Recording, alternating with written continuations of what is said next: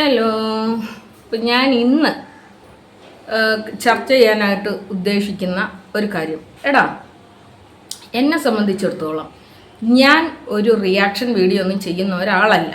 നിങ്ങൾക്ക് എൻ്റെ വീഡിയോസ് ശ്രദ്ധിച്ചാൽ മനസ്സിലാകുന്ന ഒരു കാര്യമുണ്ട്. ഞാൻ എങ്ങനെയാണോ വീട്ടിൽ നിൽക്കുന്നത്, അല്ലെങ്കിൽ ഞാൻ ഏത് സ്ഥലത്താണോ നിൽക്കുന്നത്, ഇപ്പം ഞാൻ പുറത്തു പോകുമ്പോഴായിരിക്കാം ചിലപ്പോൾ പെട്ടെന്നൊരു കാര്യം എന്നോട് ആരെങ്കിലും സംസാരിക്കുന്നത്. അപ്പോൾ എനിക്കതൊരു വീഡിയോ ആയിട്ട് ചെയ്യണമെന്ന് തോന്നി ഞാൻ ഓൺ ദി സ്പോട്ട് ഞാൻ വന്നിരുന്ന് വീഡിയോ ചെയ്യുന്ന ഒരാളാണ്.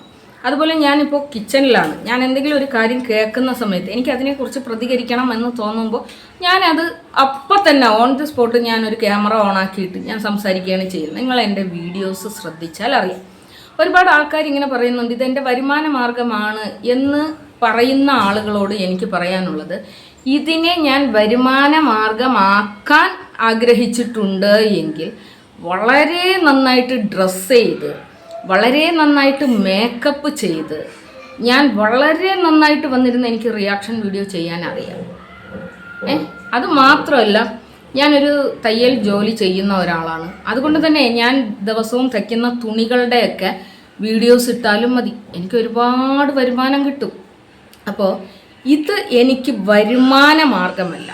എന്നെ സംബന്ധിച്ചിടത്തോളം ഒരുപാട് കാര്യങ്ങളെക്കുറിച്ച് എനിക്ക് സംസാരിക്കാനുണ്ട്. ആ സംസാരിക്കാൻ വേണ്ടി, എൻ്റെ അഭിപ്രായം പറയാൻ വേണ്ടി ഞാൻ എടുത്തിരിക്കുന്ന എൻ്റെ അവകാശം, എൻ്റെ ഒരു പ്ലാറ്റ്ഫോം, എനിക്ക് പറയാനുള്ളത് 10 പേർ കേൾക്കുന്ന തരത്തിൽ എനിക്ക് പറയാൻ ഞാൻ എടുത്തിരിക്കുന്ന ഒരു വഴി മാത്രമാണ് ഈ യൂട്യൂബ് ചാനൽ എന്ന് പറയുന്നത്.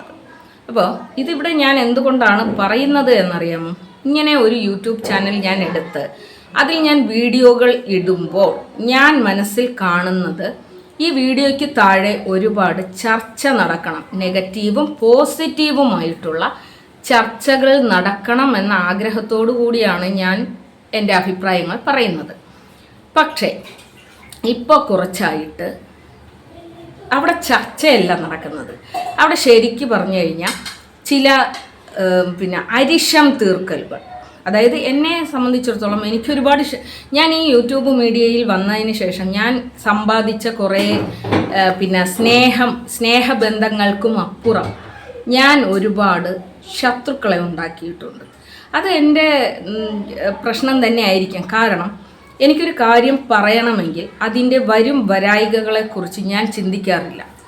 എനിക്ക് പറയാനുള്ള കാര്യവും കാരണങ്ങളും അതേ ഡെപ്തിൽ ഞാൻ മറ്റുള്ളവരോട് സംസാരിക്കുന്ന ഒരാളാണ്. അപ്പോൾ അതുകൊണ്ട് തന്നെ എനിക്ക് ഒരുപാട് ശത്രുക്കൾ എനിക്ക് കൂടുതലുണ്ട്. അപ്പോൾ ഇത് ഞാൻ എന്തുകൊണ്ടാണ് പറയുന്നതെന്നറിയാമോ? എൻ്റെ വീഡിയോയ്ക്ക് താഴെ നിങ്ങൾ ശ്രദ്ധിച്ചാൽ ചില കമൻറ്റുകൾ നിങ്ങൾക്ക് കാണാം. ആ കമൻറ്റുകൾ എന്ന് പറയുന്നത്, ആ കമൻറ്റുകളിൽ നിങ്ങൾ ക്ലിക്ക് ചെയ്തിട്ട് നോക്കിക്കഴിഞ്ഞാൽ ആ ഐഡികൾക്കൊക്കെ വലിയ പ്രായം തോന്നില്ല. വല്ല രണ്ടാഴ്ച, ഒരു ദിവസം, അല്ലെങ്കിൽ 10 ദിവസം, അങ്ങനെ തുടങ്ങിയിട്ടുള്ള ഐഡികളായിരിക്കും നിങ്ങൾ കാണുന്നത്. ഇപ്പം ഞാൻ മുമ്പ് വീഡിയോകൾ ചെയ്യുന്ന സമയത്ത് ഞാൻ മനസ്സിൽ കരുതിയ ഒരു കാര്യമുണ്ട്. എൻ്റെ അഭിപ്രായ സ്വാതന്ത്ര്യത്തിൻ്റെ മേൽ ചില ആളുകൾ കൈകടത്തിയപ്പോഴാണ് ഞാൻ ഒരു ചാനൽ എടുത്തുകൊണ്ട് വന്ന് എൻ്റെ അഭിപ്രായം പബ്ലിക്കായിട്ട് പറയാൻ ഞാൻ തുനിഞ്ഞത്. അതുകൊണ്ട് തന്നെ എൻ്റെ ചാനലിൽ ഞാൻ പറയുന്ന കാര്യങ്ങൾക്ക് താഴെ വരുന്ന നെഗറ്റീവും പോസിറ്റീവുമായിട്ടുള്ള കമൻറ്റുകൾ ഡിലീറ്റ് ചെയ്യരുത് എന്നാഗ്രഹിക്കുന്ന ഒരാളാണ്. എങ്കിൽ യൂട്യൂബ് ചില കമൻറ്റുകളൊക്കെ കൊണ്ടുവന്ന് സ്പാമിൽ ഇട്ടിട്ടുണ്ട് കേട്ടോ. അല്ലാതെ ഞാനായിട്ട് ഡിലീറ്റ് ചെയ്യുന്ന കമൻറ്റുകൾ എനിക്ക് വളരെ കുറവാണ്. പിന്നെ ചില കമൻറ്റുകളുണ്ട് മനഃപൂർവ്വം ഇങ്ങനെ എന്തോ ഒരു ശത്രുതയുള്ളതുപോലെ വന്നിട്ട് ഇങ്ങനെ മനഃപൂർവ്വം വ്യക്തിഹത്യ ചെയ്യുന്നത് പോലെ, നമ്മളുമായിട്ട് എന്തോ ഭയങ്കര, ഞാൻ ഇവരെ ഒന്നും കണ്ടിട്ട് പോലും ഉണ്ടാവില്ല. അപ്പോൾ അവരിങ്ങനെ വ്യക്തിഹത്യ ചെയ്യുന്നത് പോലെയുള്ള ചില കമൻറ്റുകൾ, ഞാൻ അതും ഡിലീറ്റ് ഒന്നും ചെയ്യാറില്ല കേട്ടോ. ഞാനതങ്ങനെ വെക്കൽ തന്നെയാണ്. പിന്നീടാണ് എന്നോട് എൻ്റെ ഒരു സുഹൃത്ത് പറഞ്ഞത്, നിങ്ങളുടെ വീഡിയോയ്ക്ക് താഴെ അനാവശ്യമായ ഒരുപാട് കമൻറ്റുകൾ കിടക്കുന്നത് കൊണ്ട് തന്നെ അതിൻ്റെ താഴോട്ട് വളരെ വാല്യുബിൾ ആയിട്ടുള്ള കമൻറ്റുകൾ, അതായത് ഈ ഒരു വീഡിയോയെക്കുറിച്ചുള്ള ചർച്ചകൾ നടക്കുന്ന കമൻറ്റുകളൊക്കെയും തന്നെ വളരെ അടിയിലാണ് കിടക്കുന്നത്. അപ്പോൾ ഒരാൾ വന്ന് നോക്കിക്കഴിഞ്ഞാൽ ഇതിൽ കാണുന്നതല്ല, നിനക്ക് വേറെ ജോലി ഇല്ലേടി, നീ പോടി, നിൻ്റെ വീട്ടിൽ ജോലിയില്ലേ, നിൻ്റെ വീട്ടിൽ നിനക്ക് പണിയില്ലേ, ഇങ്ങനെയൊക്കെ തുടങ്ങിയിട്ടുള്ള കമൻറ്റുകളാണ്. അല്ലെങ്കിൽ നിൻ്റെ ഭർത്താവിന് ചുണയില്ലേ, നിന്റെ മക്കൾക്ക് എന്തെങ്കിലും വേവിച്ച് കൊടുത്തൂടെ? ഇങ്ങനെ തുടങ്ങിയിട്ടുള്ള നിരവധി കമൻറ്റുകൾ നിങ്ങളത് ക്ലിക്ക് ചെയ്ത് നോക്കിക്കഴിഞ്ഞാൽ അതിനൊന്നും വലിയ ആയുസ്സുള്ള ഒരു ആയുസല്ല. ആയുസ് മീൻസ് ഇതൊക്കെ ജനിച്ചിട്ട്, ഈ ഐഡിയകളൊക്കെ ജനിച്ചിട്ട് വളരെ ചുരുക്കം ചില സമയങ്ങൾ മാത്രമേ ആയിട്ടുണ്ടാവുള്ളൂ. അപ്പോൾ അവരോടൊക്കെ ഞാനിപ്പോൾ ഒരു കാര്യം പറയുകയാണ്. ഞാൻ എൻ്റെ അഭിപ്രായം രേഖപ്പെടുത്തുന്നു. അതിൻ്റെ താഴെ വന്ന് നിങ്ങൾക്കും നിങ്ങളുടെ അഭിപ്രായം രേഖപ്പെടുത്താം. എനിക്ക് ജോലിയില്ലേ എന്ന് ചോദിക്കുന്നവരോട് എനിക്ക് പറയാനുള്ളത്, പിന്നെ എൻ്റെ ജോലിയെല്ലാം നിങ്ങളാണോ വന്നിട്ട് ചെയ്യുന്നത്? പിന്നെ ഇന്ന് ഞാനൊരു കമൻറ്റ് കണ്ടതാണ്, നിനക്ക് ജോലിയില്ലേ എന്ന് ചോദിച്ചപ്പോൾ ഞാൻ അതിൽ പറഞ്ഞു, ഞാൻ ജോലി ചെയ്യുന്ന ആളാണ്, എനിക്കൊരു ജോലിയുണ്ട്. എന്നാൽ പിന്നെ നീ നിന്ന് ചിലയ്ക്കാതെ പോയി നിൻ്റെ ജോലി ചെയ്യടി. അവരോട് എനിക്ക് പറയാനുള്ളത്, ശരിക്കും നിങ്ങൾ അവിടെ എന്നോട് അരിശം തീർക്കുന്നില്ലേ? നിങ്ങളെ ഞാൻ എന്തെങ്കിലും പറഞ്ഞിട്ടാണോ നിങ്ങൾ അത്രയും അരിശം എന്നോട് തീർക്കുന്നത്? നിങ്ങളെ ഒന്നും പറയാത്ത എന്നോട് നിങ്ങൾക്ക് ഇത്രയേറെ അരിശം തോന്നാനുള്ള കാരണം എന്താണ്? അങ്ങനെയാണെങ്കിൽ എന്നെ പ്രസവിച്ച് പോറ്റി വളർത്തിയ എൻ്റെ അമ്മയെ വേശ്യയെ എന്ന് വിളിച്ച ഒരു സ്ത്രീയോട് എനിക്ക് എന്തുമാത്രം ദേഷ്യം തോന്നും. എൻ്റെ ജീവിതത്തിൽ ഏറ്റവും വലിയ ഒരു പരീക്ഷണം ഞാൻ നേരിടുന്ന സമയത്ത് എൻ്റെ മകനെ, ഞാൻ പ്രഗ്നൻ്റ് ആയിരുന്നു, ആ മകൻ ഞാൻ പിഴച്ചുണ്ടാക്കിയ ഒരു മകനാണ് എന്ന് എന്നോട് യാതൊരു ക്വാളിറ്റിയും ഇല്ലാത്ത ഒരു സ്ത്രീ പറയുമ്പോൾ എനിക്ക് എത്രമാത്രം അരിശം തോന്നും. അതുപോലെ ഞാൻ നൊന്ത് പ്രസവിച്ച് പോറ്റി വളർത്തി ഇത്രമേൽ കൊണ്ടുവന്ന എൻ്റെ 17 വയസ്സുള്ള എൻ്റെ മകളെ ലോകത്തുള്ള ആണുങ്ങൾക്ക് കൂട്ടിക്കൊടുത്ത് ജീവിക്കടി എന്ന് പറയുമ്പോൾ എനിക്ക് എത്രത്തോളം അരിശം തോന്നും. അതുപോലെ എൻ്റെ ഭർത്താവ് സ്ട്രോക്ക് വന്ന് കിടപ്പിലായ ഒരു മനുഷ്യനാണ്. ആ മനുഷ്യൻ തളർന്ന് കിടന്നവനാണ് എന്ന് ഒരു യോഗ്യതയും ഇല്ലാത്ത ഒരു സ്ത്രീയും, ആ സ്ത്രീ മറ്റുള്ളവരിൽ നിന്നും യാചിച്ച് നേടിയ പണം തിന്ന് കൊഴുക്കുന്ന ഒരലവലാതിയും കൂടി പറയുമ്പോൾ എനിക്ക് എത്രത്തോളം അരിശം തോന്നും. എൻ്റെ ഭർത്താവ് ജീവനോടെ ഉള്ള സമയത്ത് എൻ്റെ ഭർത്താവിന് മാത്രമാണ് എൻ്റെ മക്കളുടെ പിതൃത്വം ചോദ്യം ചെയ്യാൻ അധികാരമുള്ളത്, ആണല്ലോ. അങ്ങനെ എൻ്റെ ഭർത്താവ് ജീവിച്ചിരിക്കുമ്പോൾ ഏതോ ഒരു പുരുഷൻ, ഞാനുമായി യാതൊരു കോണ്ടാക്റ്റും ഇല്ലാത്ത ആളുകൾ എൻ്റെ കുഞ്ഞിൻ്റെ പിതൃത്വം ചോദിക്കുകയും അവർ അപ്പുറം ചെന്നിരുന്ന് മതപ്രഘോഷണം നടത്തുകയും ചെയ്യുമ്പോൾ എനിക്ക് എത്രത്തോളം അരിശം തോന്നും. എൻ്റെ നിറത്തിൻ്റെ പേരിലും എൻ്റെ ജാതിയുടെ പേരിലും എൻ്റെ മതത്തിൻ്റെ പേരിലും എൻ്റെ വിദ്യാഭ്യാസത്തിൻ്റെ പേരിലുമൊക്കെ ഞാൻ പഠിച്ചത്ര പോലും പഠിച്ചിട്ടില്ലാത്ത ഒരു സ്ത്രീ, എൻ്റെ അത്ര പോലും നിറമില്ലാത്ത ഒരു സ്ത്രീ, എൻ്റെ അത്ര പോലും കൾച്ചർ ഇല്ലാത്ത ഒരു സ്ത്രീ പറയുമ്പോൾ എനിക്ക് എത്രത്തോളം അരിശം തോന്നും. എന്നാൽ പോലും ഞാൻ അവരുടെ നിറത്തെക്കുറിച്ചോ അവരുടെ മക്കളെക്കുറിച്ചോ ഒന്നും തന്നെയല്ല ഞാൻ സംസാരിക്കുന്നത്. പൊതുവേദി നമുക്കൊരിക്കലും നമ്മുടെ അരിശങ്ങൾ തീർക്കാനുള്ളതല്ല. അപ്പോൾ എന്നെ നിരന്തരം വേട്ടയാടുക, ഇത് മാത്രമല്ല, എൻ്റെ വീഡിയോയ്ക്ക് താഴെ വന്ന് അനുകൂലമായി കമൻ്റ് ഇടുന്ന ആളുകളുടെ വ്യക്തിത്വത്തെ അപമാനിക്കുന്ന തരത്തിൽ ഒരാൾ വേട്ടയാടുന്നു. അതുപോലെ എൻ്റെ സൗഹൃദ ബന്ധങ്ങളിലേക്ക് ഇവർ ഇടിച്ചു കയറുകയും അവരുടെ ജീവിതത്തിലേക്ക് ഇടിച്ചു കയറുകയും ചെയ്ത് അവരെ ഭയങ്കരമായി ബുദ്ധിമുട്ടിപ്പിക്കുമ്പോൾ എനിക്ക് അരിശം തോന്നില്ലേ? ഇതൊക്കെ തന്നെയാണ് ഞാൻ ചെയ്തുകൊണ്ടിരിക്കുന്നത്. പക്ഷെ നിങ്ങൾക്ക് എന്നോട് അരിശം തോന്നുന്നത് അവരെക്കുറിച്ച് നിരന്തരം ഞാൻ പറയുന്നു എന്നതുകൊണ്ടായിരിക്കാം. അങ്ങനെയാണെങ്കിൽ 2 കൈ തട്ടാതെ സൗണ്ട് കേൾക്കുന്നില്ലല്ലോ. അപ്പോഴും നിങ്ങൾ പറയുന്ന ഒരു കാര്യമുണ്ട്, ആദ്യം തുടങ്ങി വെച്ചത് നീയല്ലേ എന്ന് ചോദിക്കുമ്പോൾ ഞാൻ തുടങ്ങി വെച്ചത് എന്തെങ്കിലും കളവുകൾ പറഞ്ഞിട്ടാണോ? ഞാൻ അവരുടെ കളവുകളെ ചൂണ്ടിക്കാണിച്ചുകൊണ്ടാണല്ലോ വന്നത്. അങ്ങനെയാണെങ്കിൽ അവിടെയും എനിക്കെന്തേ ചോദ്യം ചെയ്യാൻ റൈറ്റില്ലേ? ഈ യൂട്യൂബ് മീഡിയയിൽ ആയിരക്കണക്കിന് റിയാക്ഷൻ ചാനലുകൾ ഉള്ളപ്പോൾ എനിക്ക് മാത്രം എന്തുകൊണ്ട് റിയാക്ട് ചെയ്യാൻ പാടില്ല എന്ന് നിങ്ങൾ പറയുന്നു. അങ്ങനെയാണെങ്കിൽ റിയാക്ട് ചെയ്യാൻ പാടില്ലാത്ത എന്തെങ്കിലും ഒരു കുറവ് എൻ്റെ മേലുണ്ടാവണമല്ലോ. ആ കുറവായി നിങ്ങൾ കാണുന്നത് എന്താണ് എന്ന് നിങ്ങൾക്ക് സംസാരിച്ചൂടെ? ഈ വീഡിയോയ്ക്ക് താഴെ നിങ്ങൾക്ക് സംസാരിച്ചൂടെ? ആ ഒരു വ്യക്തിയെക്കുറിച്ച് സംസാരിക്കാനുള്ള ക്വാളിറ്റി നിങ്ങൾക്കില്ല, കാരണം നിങ്ങൾ അതിനേക്കാൾ മോശമായ ഒരു സ്ത്രീയാണ് എന്ന് നിങ്ങൾക്ക് തെളിവുകളോടെ അവിടെ സംസാരിച്ചുകൂടെ? എന്തുകൊണ്ട് അത് ചെയ്യാതെ നിരന്തരം അങ്ങനെ വ്യക്തിഹത്യ ചെയ്യുന്ന തരത്തിൽ നിങ്ങൾ കമൻ്റ് ഇടുന്നു? ഇനിയിപ്പോൾ വ്യക്തിഹത്യ ചെയ്യുന്ന തരത്തിൽ നിങ്ങൾ കമൻ്റ് ഇട്ടാലും ഞാൻ അതൊന്നും കാണാനോ അല്ലെങ്കിൽ അതിലൊന്നും എനിക്ക് യാതൊരു തരത്തിലുള്ള പ്രശ്നങ്ങളും സൃഷ്ടിക്കുന്ന ഒന്നല്ല. പക്ഷേ നിങ്ങൾക്കൊന്നും മനസ്സിലാകാത്ത മറ്റൊരു കാര്യം ഞാൻ പറയാം. ഇതിനു മുമ്പ് എൻ്റെ കൂടെ സുഹൃത്തുക്കളായിരുന്ന ചില ആളുകൾ അവർ ഞാനുണ്ടായിരുന്ന ഒരു വാട്സപ്പ് ഗ്രൂപ്പിൽ സംസാരിച്ചിരുന്ന ഒരു കാര്യമാണ്. അവർക്ക് ഒട്ടേറെ ഫേക്ക് അക്കൗണ്ടുകളുണ്ട്. ഈ ഫേക്ക് അക്കൗണ്ടുകളിലൂടെ പോയി അവരുടെ മനസ്സ് തകർക്കുന്ന തരത്തിൽ കമൻ്റ് ഇടുക. ഈ കമൻ്റ് കണ്ടു കഴിഞ്ഞാൽ സ്വാഭാവികമാണ് ഒരു നോർമലായ ഒരാൾ അവരെ എടുത്ത് ഹൈഡ് ചെയ്യും. ഈ ഹൈഡ് ചെയ്ത് കഴിയുമ്പോൾ ഉടൻ തന്നെ അവർ വന്നിട്ട് വീണ്ടും ഞാൻ അടുത്ത ID എടുത്തുകൊണ്ട് പോയി ഞാൻ വീണ്ടും കമൻ്റ് ഇടും. ഈ കമൻ്റ് ഇടുമ്പോൾ നിങ്ങൾ ശരിക്കും അതിനെ ഒരു ചർച്ചയാക്കുന്ന തരത്തിലുള്ള കമൻ്റ് ഇടൂ. അല്ലാത്ത പക്ഷം നിനക്ക് വേറെ ജോലി ഇല്ലേ എന്ന് ചോദിച്ചാൽ എൻ്റെ വീട്ടിലെ ജോലികളെല്ലാം ഞാനാണ് ചെയ്യുന്നത്, ഞാൻ മാത്രമാണ് ചെയ്യുന്നത്. അതുപോലെ നിനക്ക് കൈത്തൊഴിൽ അറിയാമെങ്കിൽ നീ പോയി കൈത്തൊഴിൽ ചെയ് എന്ന് പറഞ്ഞാൽ ഞാൻ എൻ്റെ ജോലികൾ ചെയ്യുന്നതിനോടൊപ്പം യൂട്യൂബ് ചാനലും കൊണ്ട് നടക്കാൻ ആഗ്രഹിക്കുന്ന ഒരാളാണ്. പിന്നെ ഞാൻ എന്താ യൂട്യൂബ് ചാനൽ ഇവിടെ തുറന്നു വെച്ചിട്ട് വെറുതെ കാറ്റുകൊള്ളാൻ വന്നിരിക്കുന്നതെന്നാണോ നിങ്ങൾ വിചാരിക്കുന്നത്? ശരിക്കും എൻ്റെ ഒരു അവസ്ഥ ഇപ്പോഴെന്താണെന്നറിയാമോ?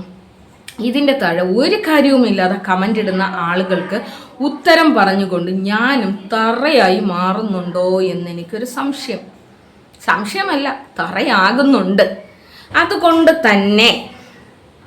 അതുകൊണ്ട് തന്നെ അത്തരം കമൻറ്റുകൾ ഞാനിനി ഡിലീറ്റ് ചെയ്ത് കളയുന്നതായിരിക്കും.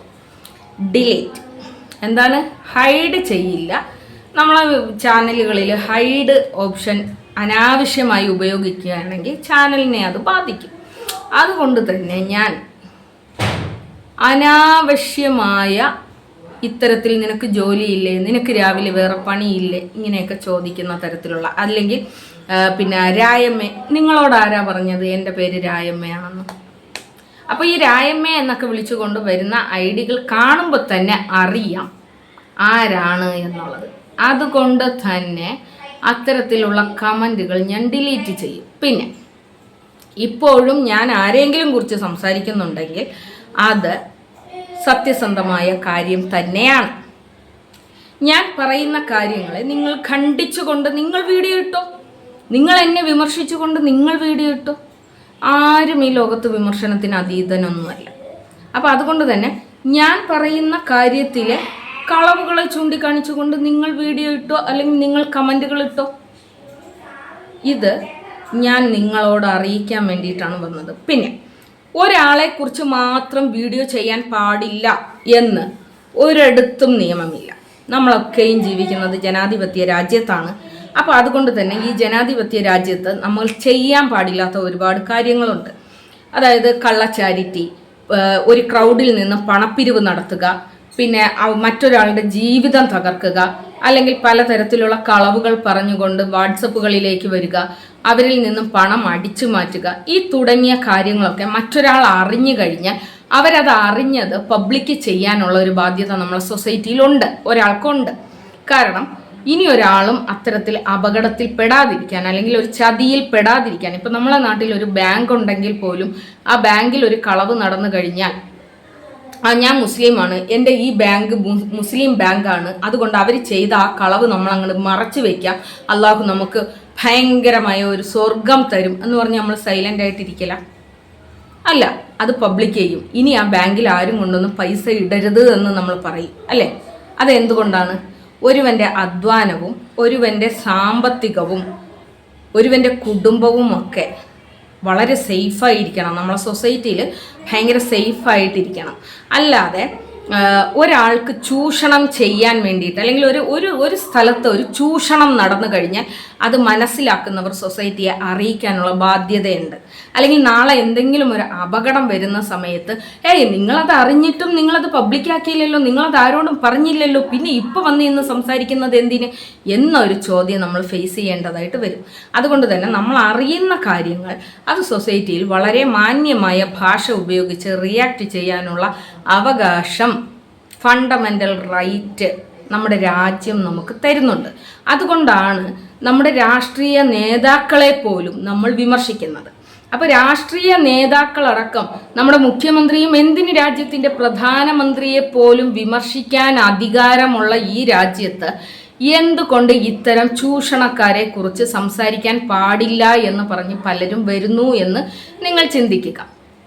പിന്നെ ഞാൻ സംസാരിക്കുന്ന ഒരു വ്യക്തിയെ കുറിച്ച് ആണ് എങ്കിൽ എനിക്ക് അവരെക്കുറിച്ച് ഒരു കാര്യം പറയാനുള്ളത്, അവർ ഈ ലോകത്തിൽ ഭയങ്കരമായ ഒരു കളവ് നടത്തി, ഈ കേരള സമൂഹത്തിൽ ഒരു ഭയങ്കര കളവ് നടത്തിയ ഒരു സ്ത്രീയാണ്.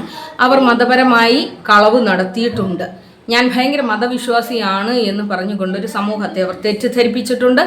ഇപ്പോഴും പല കാര്യത്തിലും അവർ തെറ്റിദ്ധാരണകൾ നടത്തുന്നുണ്ട്. അവർ പറഞ്ഞത് അവർ കല്യാണം കഴിച്ചിട്ടുണ്ട്, എന്നാൽ അങ്ങനെ ഒരു കല്യാണം നടന്നിട്ടില്ല, സൊസൈറ്റിയിൽ അങ്ങനെ ഒരു കല്യാണം നടന്നിട്ടില്ല. ഇപ്പോഴും അവർ പറയുന്നത് അവർ മതപരമായി കല്യാണം കഴിച്ചു എന്നാണ്. ഞാൻ അറിഞ്ഞത് അവരുടെ മഹലിൽ പോലും അവർക്ക് യാതൊരു തരത്തിലുള്ള അവകാശവും ഇല്ല എന്നുള്ളതാണ്. അപ്പോൾ അവർ തെറ്റിദ്ധരിപ്പിക്കുകയാണ് ചെയ്യുന്നത്. അതുപോലെ ഒരു മരണപ്പെട്ടു പോയ അവരുടെ അവസാനത്തെ ഭർത്താവിൻ്റെ പേര് കാണിച്ചുകൊണ്ട് ആ മക്കൾ അയാളുടെ മക്കളാണ് എന്ന് തെറ്റിദ്ധരിപ്പിച്ചുകൊണ്ട് അവർ യത്തീമുകളാണ്, യത്തീം മക്കളാണ് എന്ന് പറഞ്ഞുകൊണ്ട് ഒരു സൊസൈറ്റിയുടെ കണ്ണിൽ പൊടിയിട്ടുകൊണ്ട് ഒരുപാട് ഫണ്ടുകൾ പിരിക്കപ്പെട്ടിട്ടുണ്ട്. അതിനുശേഷവും അവർ ചെയ്തത് അവരുടെ സുഖലോലുപതയ്ക്കായി അത് യൂസ് ചെയ്തു എന്നുള്ളതാണ്. അത് ഞാൻ തെളിവുകളോടുകൂടി തന്നെയാണ് സംസാരിച്ചിട്ടുള്ളത്. ഇപ്പോഴും അവർ വേറൊരു ആളുമായിട്ട് ജീവിക്കുന്നു. അവർ പറഞ്ഞത് ഞങ്ങൾ അധ്വാനിച്ച് ജീവിക്കാൻ തയ്യാറാണ് എന്നാണ്. എന്നാൽ ഈ ഒരു സൊസൈറ്റി ഇതുവരെയും അവരെയും അവരുടെ 3 മക്കളെയും മാത്രം നോക്കിയാൽ മതി, അവർക്ക് മാത്രം ചെലവിനുള്ളത് അയച്ചാൽ മതി, അല്ലെങ്കിൽ അവർക്ക് വേണ്ടി മാത്രം അവർ ഇറക്കുന്നു എന്ന് പറയുമ്പോഴും ഇപ്പോൾ തടിമാടനായിട്ടുള്ള ഒരാളെ കൂടി കൊണ്ടുവന്ന് അയാൾക്ക് വേണ്ടി കൂടി ഇറക്കുന്ന ഒരവസ്ഥയിലേക്ക് മാറിയിരിക്കുകയാണ്. അതായത് പൂർണ്ണമായ ആരോഗ്യമുള്ള രണ്ട് വ്യക്തികൾ ഒരു സൊസൈറ്റിയെ തെറ്റിദ്ധരിപ്പിച്ചുകൊണ്ട് കബളിപ്പിച്ചുകൊണ്ട് ഒരു സാമ്പത്തിക തട്ടിപ്പ് നടത്തുന്നുണ്ട്. പല ആളുകളിൽ നിന്നും ഇവർ സാമ്പത്തിക ചൂഷണം നടത്തുന്നുണ്ട്. ഇത് സൊസൈറ്റിയിൽ ചെയ്യാൻ പാടില്ലാത്ത ഒരു കാര്യമാണ്. അതിനെ തെളിവുകളോടുകൂടി തന്നെയാണ് ഞാൻ സംസാരിക്കുന്നത്. അതും അവരുടെ വീഡിയോകളിലെ അവർ പറയുന്ന കാര്യങ്ങൾ ഉപയോഗിച്ചുകൊണ്ട്. ഈ സ്ത്രീ കുറച്ച് ദിവസങ്ങൾക്ക് മുമ്പ് പറഞ്ഞ ഒരു കാര്യമാണ്, എൻ്റെ ഭർത്താവ് ഭയങ്കര തൻ്റെ ഇടമുള്ള ഒരാളാണ്. ഭർത്താവൊന്നുമല്ല, ആ കാമുകൻ ഭയങ്കര തൻ്റെ ഇടമുള്ള ഒരാളാണ്. അവരുടെ ഇന്നലത്തെ ഒരു വീഡിയോ ഞാൻ കണ്ടിട്ടുണ്ടായിരുന്നു. ഞങ്ങൾക്ക് ജീവിക്കാൻ പറ്റില്ല, ഞങ്ങൾ ഭയങ്കര കഷ്ടപ്പാടിലാണ്, അപ്പോൾ യൂട്യൂബ് ചാനലിൽ നിന്ന് കഴിഞ്ഞാൽ ഞങ്ങൾക്ക് ജീവിക്കാൻ സാധിക്കില്ല. ഇതേ സ്ത്രീ തന്നെ കുറച്ച് ദിവസങ്ങൾക്ക് മുമ്പ് പറഞ്ഞ ഒരു കാര്യം എന്ന് പറയുന്നത്, എൻ്റെ ഭർത്താവ് നല്ല ആരോഗ്യമുള്ള ആളാണ്, എന്നെയും എൻ്റെ കുട്ടികളെയും നോക്കാമെന്ന് തൻ്റെ ഇടത്തോടു കൂടി പറഞ്ഞ ഒരാളാണ്. അപ്പോൾ അവിടെ നിന്ന് നിങ്ങൾ മനസ്സിലാക്കുന്നത് എന്താണ്? അയാൾ ആ കുട്ടിയെയും ആ കുട്ടികളെയും ആ സ്ത്രീയെയും ചൂസ് ചെയ്തത് സാമ്പത്തിക ചൂഷണത്തിന് വേണ്ടിയിട്ടാണ്. അതായത് അവർ മറ്റുള്ള ആളുകളിൽ നിന്നും മക്കളെ കാണിച്ചുകൊണ്ട്, ദാരിദ്ര്യം കാണിച്ചുകൊണ്ട് പണം തട്ടുന്നുണ്ട്.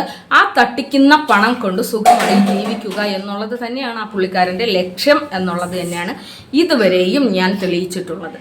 ഇനി നമ്മൾ ഒരാളിനെ വിമർശിച്ചു എന്നതിൻ്റെ പേരിൽ അയാളെ കൊല്ലണം എന്ന് ചിന്തിക്കുന്ന അവസ്ഥയിലേക്ക് അവർ വരുന്നുണ്ട് എങ്കിൽ ഇതിന് പിന്നിൽ മറ്റെന്തൊക്കെയോ വലിയ കാര്യങ്ങൾ ഒളിഞ്ഞു കിടപ്പുണ്ട്. അതായത് ഈ ലോകത്ത് റിയാക്ഷൻ വീഡിയോ ചെയ്യുന്ന ഒരാൾ ഞാനല്ല, ഒരാളെക്കുറിച്ച് നിരന്തരം വീഡിയോ ചെയ്യുന്ന ഒരേ ഒരാൾ ഞാനല്ല. എന്നിട്ടും ഞാൻ സംസാരിക്കുന്നതിൽ അവരുടെ ന്യായം പറയാൻ അവർക്ക് പറ്റുന്നില്ല.